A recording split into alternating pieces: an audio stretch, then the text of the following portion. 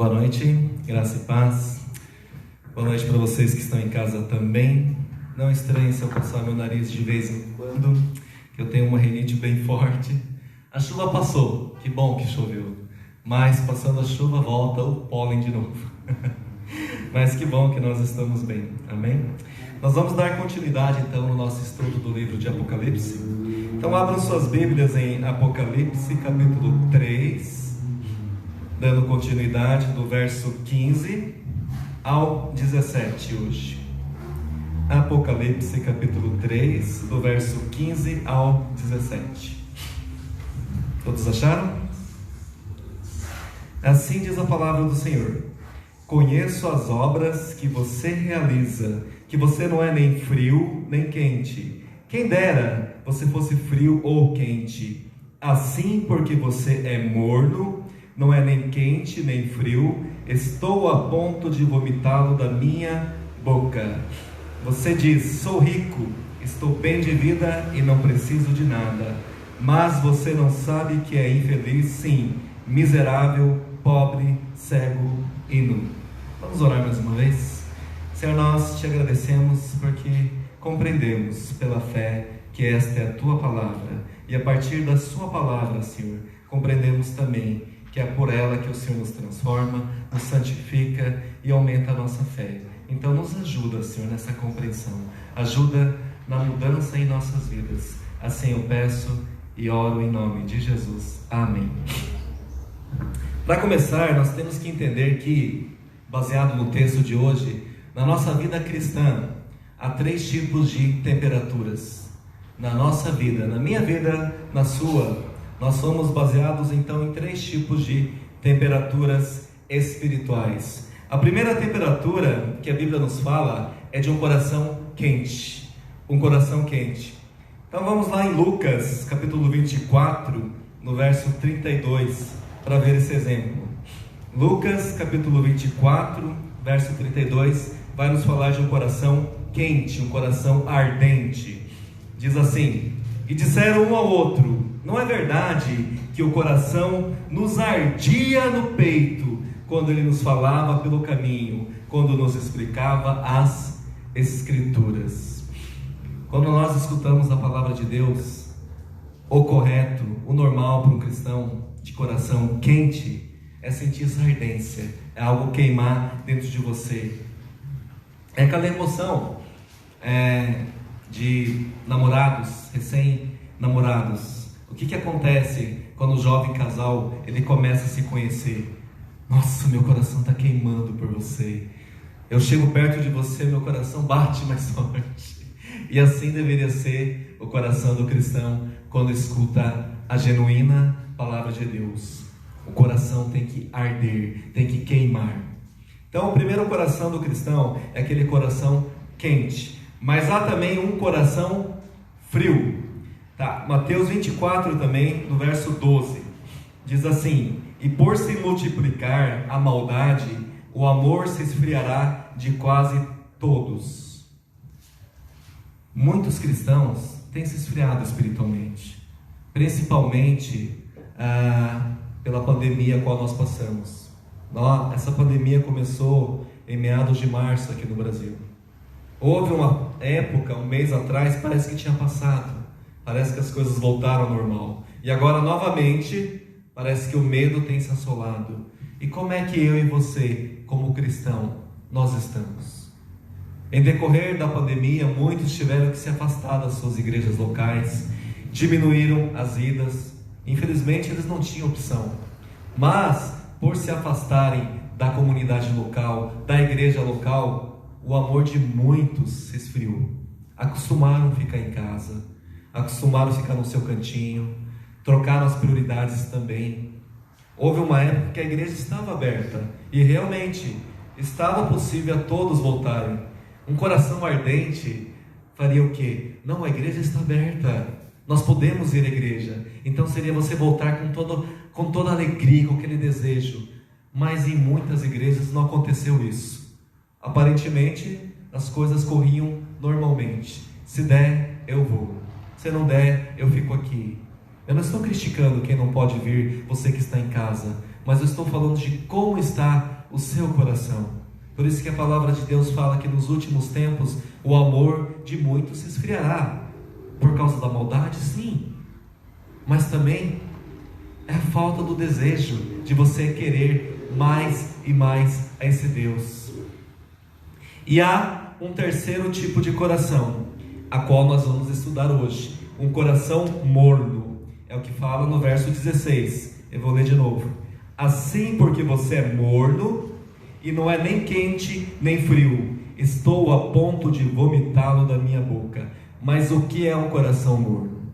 O que é ser um cristão morno? Quais as consequências de você se tornar um cristão morno? É o que nós vamos aprender hoje, baseado no texto. O problema da igreja de Laodiceia, como nós estudamos anteriormente, não era teológico e nem moral. Não havia falsos mestres, não há indícios disso na palavra, de falsos mestres, nem heresias, não havia pecado de imoralidade, nem engano, não há na carta menção de hereges, de malfeitores ou perseguidores, mas o que a carta diz é que faltava fervor espiritual. A vida espiritual da igreja de Laodiceia era totalmente morna. O que é uma igreja morna? É algo indefinível, apática. É uma igreja apática, indiferente e nauseante. Por isso que o Cristo diz: quando você tem náuseas, quando você come alguma coisa que te faz mal, te dá ânsia, qual a vontade que você tem? Estou a ponto de vomitar. Essa era a sensação de Cristo em relação à igreja.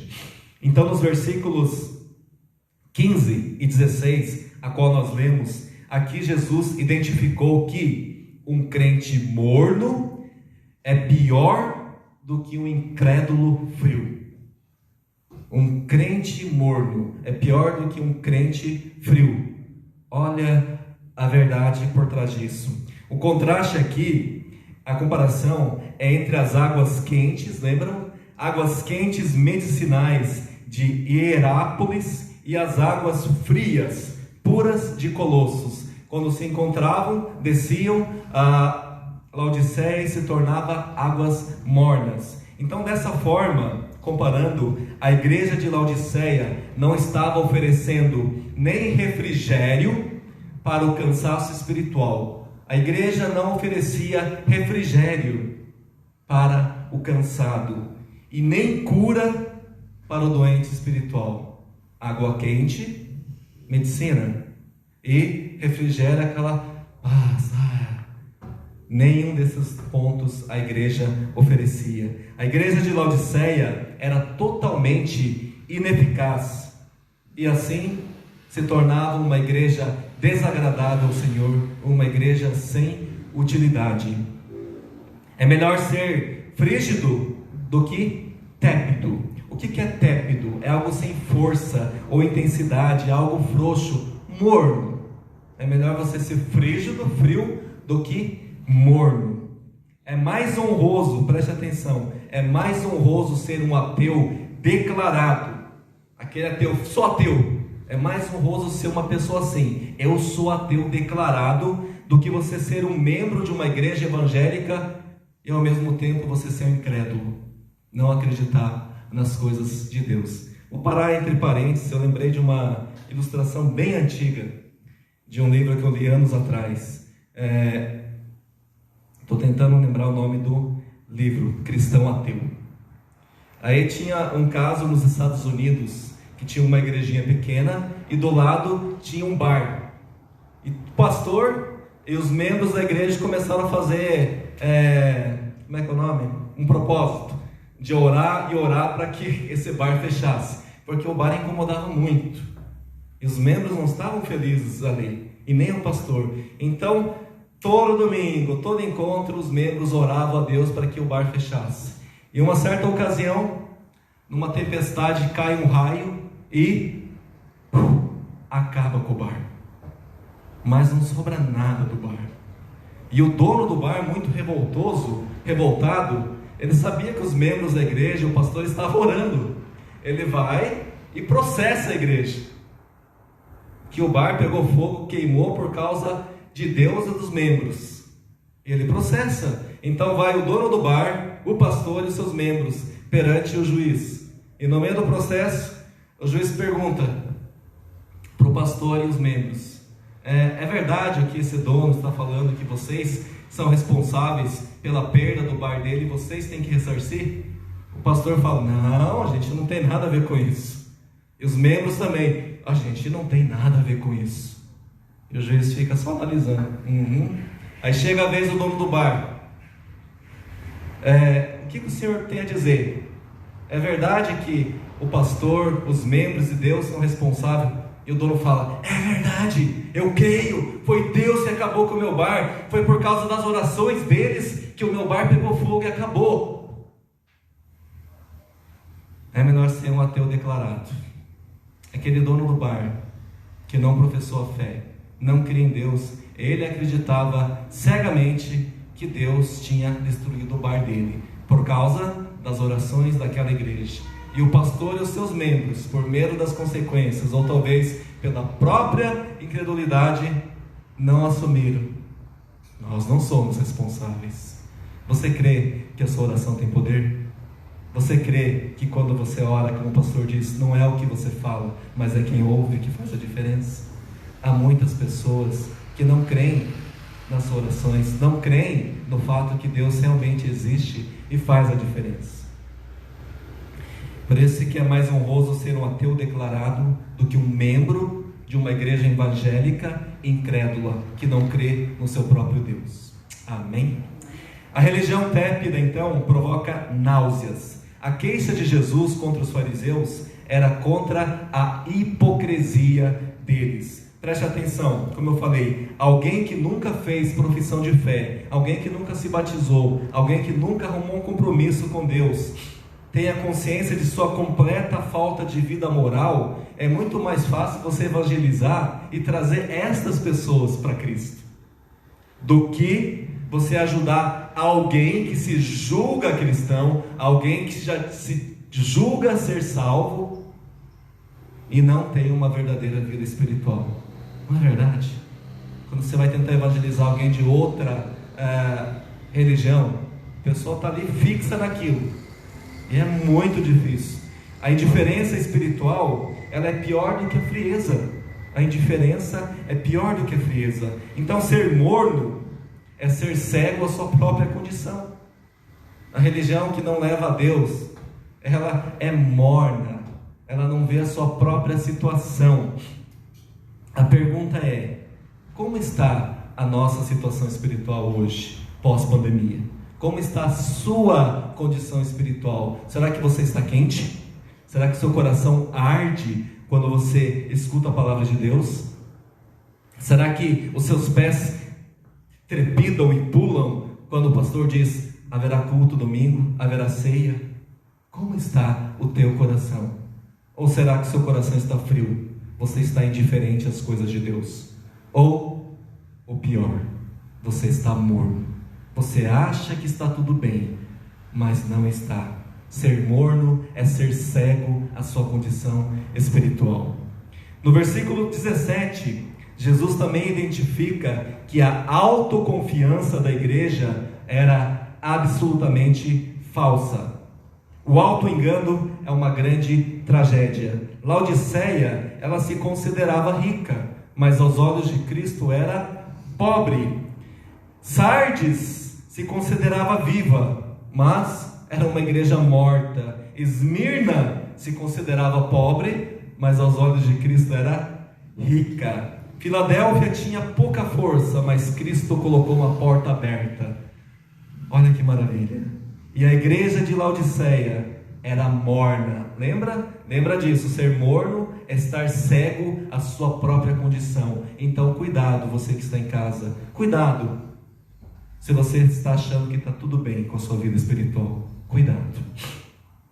A igreja de Laodiceia era morna devido à ilusão que alimentava a respeito de si mesmo. A autossatisfação também é uma grande tragédia. A igreja de Laodiceia diz: não preciso de coisa alguma, a minha vida está tudo correto, ninguém adoeceu na minha casa, ninguém pegou Covid, eu continuo com o meu emprego, aparentemente está tudo bem, né?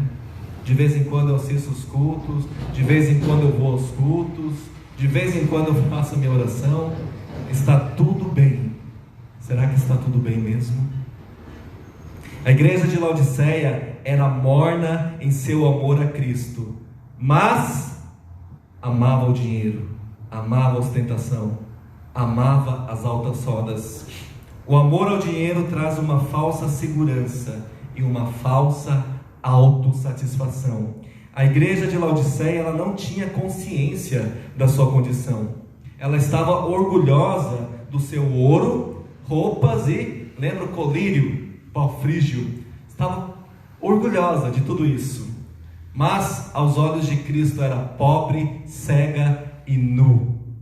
Esta é a realidade verdadeira. A congregação de Laodiceia, ela fervilhava, enchia de pessoas presunçosas e orgulhosas. Eles diziam: estou rico e abastado, não preciso de mais nada. Os crentes eram ricos, frequentavam as altas rodas da sociedade, eram pessoas influentes da cidade.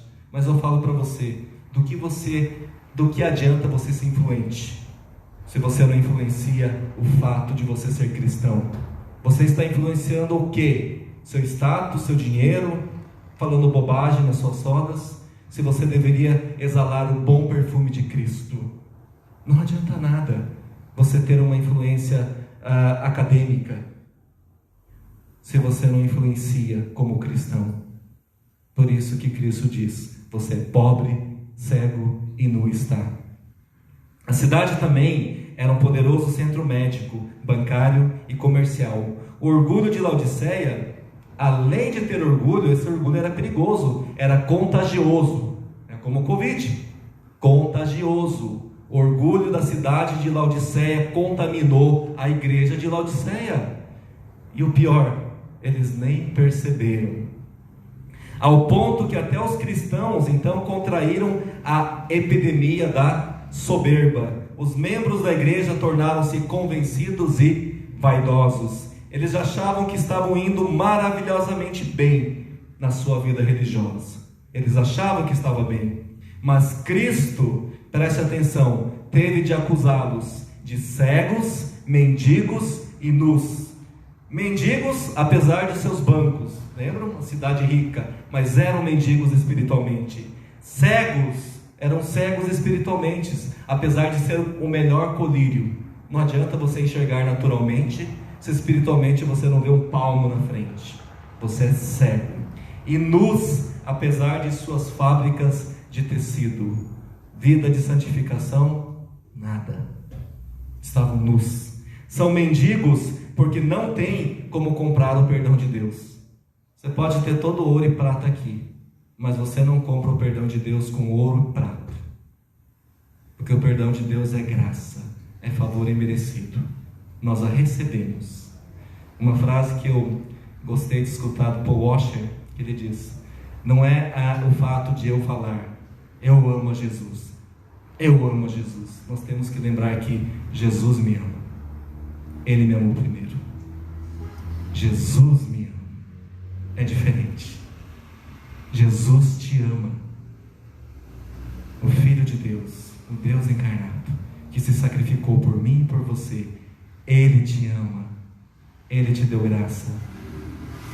São nus porque não têm roupas adequadas para se apresentarem diante de Deus, porque a sua vida está um lixo. Não tem como se apresentar a um Deus santo se você não busca santificação. Por isso que a palavra de Deus diz: sem santificação ninguém verá ao Senhor. São cegos porque não conseguem enxergar a sua pobreza espiritual. Mesmo assim, acham que está tudo bem. Será que está tudo bem com a nossa vida? Será que depois da pandemia, faça uma autoanálise, como está o teu coração? Quando você escuta a palavra de Deus, quando há um convite para você vir num culto, mas num culto ao Senhor, o seu coração arde? Seu coração está frio? Ou você acha que está tudo bem do jeito que está? Tome cuidado. Voltando no verso 16, e ainda no verso 16, Jesus revelou que um crente morno, em vez de ser o seu prazer, provoca ali náuseas. Você só vomita o que você ingeriu, certo? Só joga fora o que está dentro. A igreja de Laodiceia era de quem? Das pessoas de Laodiceia? Não, a igreja de Cristo. Mas em vez de dar alegria a Cristo, estava provocando náuseas a Cristo. Mais uma vez, preste atenção, uma religião morna provoca náuseas ao soberano, a Cristo. Então, se eu sou um cristão morno, eu tenho que entender que eu estou provocando náuseas ao meu Senhor e Salvador. E eu não gostaria que alguém fizesse isso para mim, nem pensar. Lembram que Jesus tinha muito mais esperança nos publicanos e pecadores do que nos orgulhosos fariseus. Jesus tinha mais esperança nos publicanos e nos pecadores do que nos orgulhosos fariseus. E nós vamos entender o porquê isso. Eu falei agora há pouco, como é difícil você pregar, evangelizar, falar do amor de Deus verdadeiro a uma pessoa religiosa. Já a pessoa religiosa não aceita. Vamos ver um exemplo. Eu vou usar 1, 2, 3, 4 versículos para vocês entenderem. Primeiro, Lucas, capítulo 18, verso 11. Diz assim, Lucas, capítulo 18, verso 11. O fariseu ficou em pé e orava de si para si mesmo, desta forma: ó Deus, graças te dou, porque não sou como esses demais homens, roubadores, injustos, adúlteros, e nem como esse publicano. Tipo assim, eu sou o cara, né? Na época de hoje é aquele cantor cristão que louva diante do espelho lá, coloca a melhor roupa, compra o melhor violão e começa a cantar arrumando o topete. Quão grande és tu.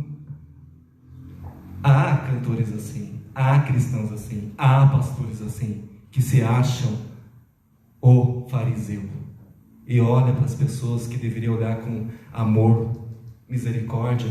Não há. Há muitas pessoas assim, e são essas pessoas que afastam os publicanos e os pecadores que estão precisando da salvação e da graça de Deus. Tome cuidado para você não agir assim também. Então esse fariseu, ele se considerava, no português claro, justo. É como se ele falasse: eu não preciso de Deus, eu já sou bom o suficiente em mim mesmo, eu não me comparo a essa escória.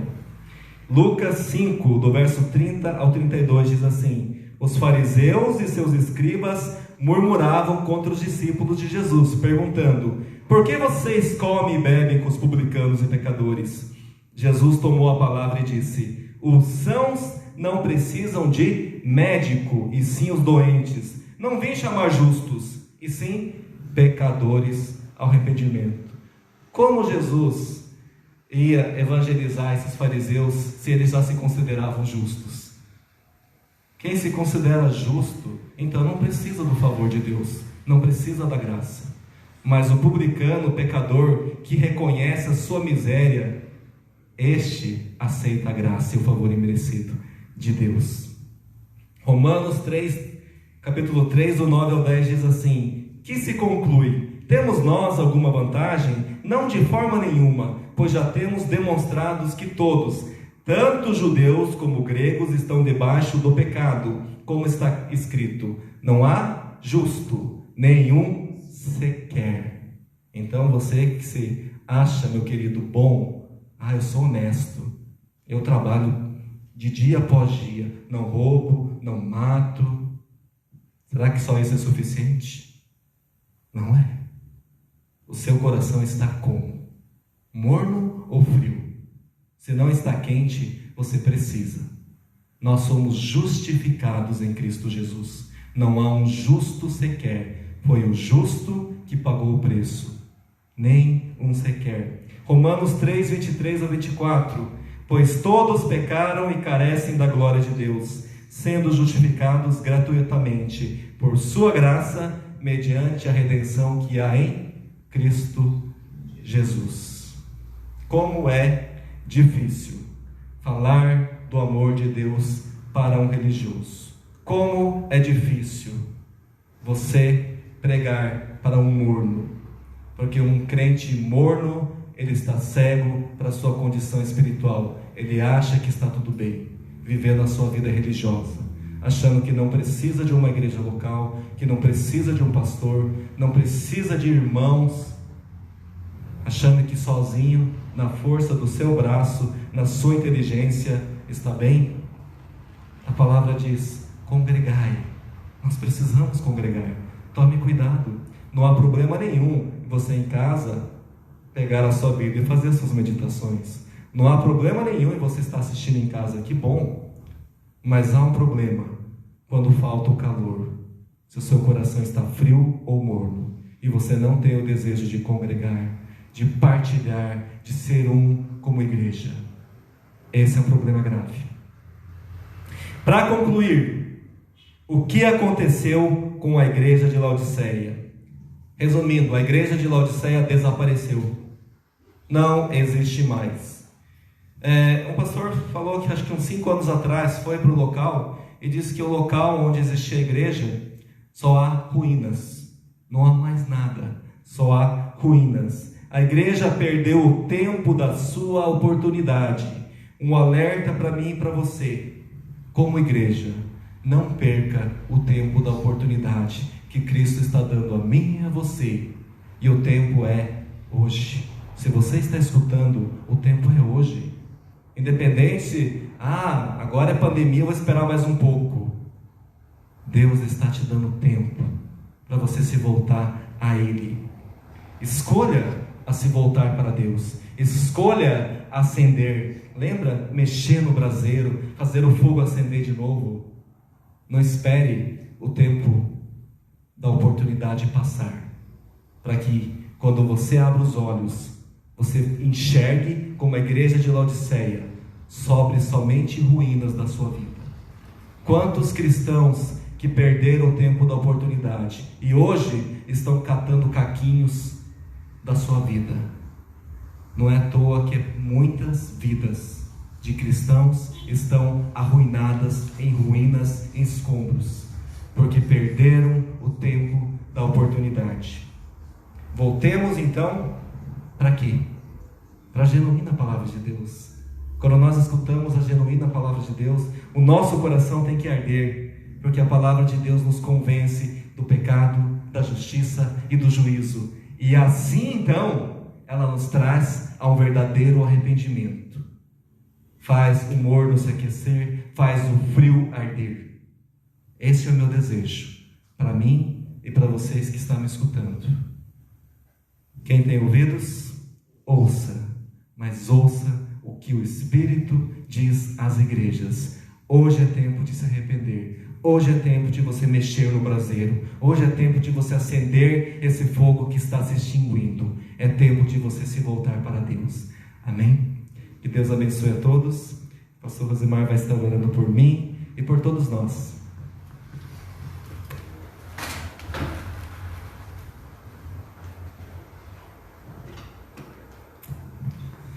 Amém, amados? Vamos orar?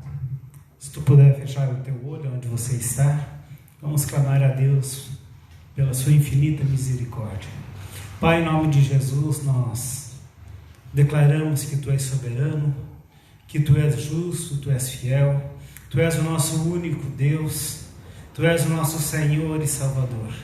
Tudo a ti entregamos para que possamos viver uma vida, Senhor, verdadeira no Senhor. Conseguimos entender essa noite que não podemos ser morno, porque se for morno, seremos vomitados da boca do Pai. Por isso, Pai, temos que viver a intensidade do Teu amor, a alegria, aquele ardor, aquela chama tem que continuar acesa na nossa vida. Se queremos ser bem-aventurados, temos que viver o sobrenatural de Cristo em todo o tempo. Pai, eu coloco a vida das pessoas que estão aqui no templo, as pessoas que estão nos seus lares, nos ouvindo nesta noite, que possam deixar brotar essa chama, essa alegria, esse comprometimento de viver uma vida plena no Senhor. Sabemos, Senhor, que Tu está pronto para nos abençoar, Tu tem prazer em abençoar os seus filhos. Por isso, Pai, nós temos que continuar clamando, temos que continuar vivendo uma vida digna no Senhor. Quebra, Pai, todos os grilhões, tudo que possa estar impedindo do relacionamento vivo e verdadeiro da vida das pessoas que estão assistindo essa live nesta noite, Pai. Que Tu possa, através do Teu Santo Espírito, entrar em cada lar, transformar cada vida, quebrantar cada coração, fazer vasos novos na Tua presença. Retorna, Senhor, a alegria, tira, Senhor, a frigidez e coloca um novo ânimo, Senhor, porque é através de uma vida digna com o Pai que nós somos mais do que vencedores. Vamos herdar a terra prometida a partir do momento que tomarmos uma posição perante o nosso Senhor. Eu oro também abençoando aquelas pessoas que estão hospitalizadas. Nós temos muitos pastores, amigos que estão hospitalizados, outros estão em casa, acometidos da Covid-19. Pedimos, Senhor, que Tu traga restauração. Cura, Senhor, essas pessoas. Traz novamente a alegria de ter uma vida contigo, Senhor. Pedimos também para que Tu capacite todos os pesquisadores para que possam, o mais breve possível, estar, Senhor, trazendo uma vacina que possa combater essa pandemia. Por isso, Senhor, tudo nós entregamos em Tuas mãos, porque Tu pode todas as coisas. Confiamos e cremos e vivemos no sobrenatural de Cristo. Pois, Pai, eu abençoo todos em nome de Teu Filho amado Jesus Cristo. Amém. Que Deus abençoe você e a tua casa. Continue sendo superabundante no Senhor. Lembrando que a próxima quinta nós temos a nossa live às 20 horas e também no domingo às 9h30 o nosso culto dominical. Você é muito bem-vindo. Deus abençoe a todos. Amém.